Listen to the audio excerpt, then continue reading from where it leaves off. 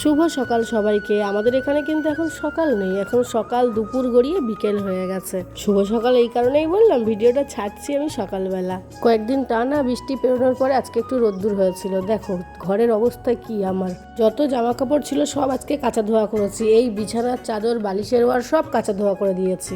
এদিকে কাঁচা ধোয়া করেছি হাত দিয়ে, আর ব্যথা করছে ঘাড়ে। এও কি মানা যায় বলো?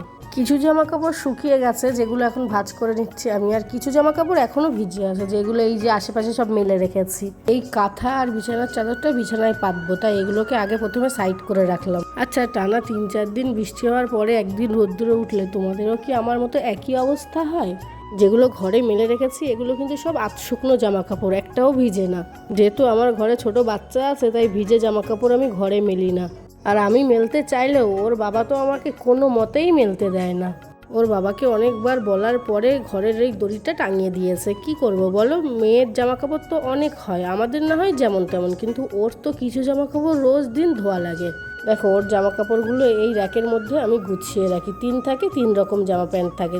আর এই র্যাকটা আমার মেয়ের জন্মদিনে ওর পিসি গিফট করেছে। মেয়ের জামা কাপড় সমেত আরও জরুরি জিনিস এই র্যাকে রাখার জন্য।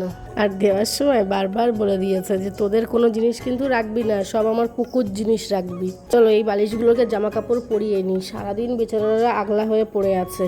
আর তো ওদের ঠান্ডা লেগে যাবে নাকি। আর এই যে বালিশের ওয়ারগুলো দেখছো, এগুলো সব কিন্তু আমার হাতে বানানো। তোমাদেরকে একবার ব্যাক ক্যামেরায় দেখায়। এই দেখো কেমন হয়েছে অবশ্যই জানিও। চলো আজকে তাহলে আসি, দেখা হবে পরের ভিডিওতে।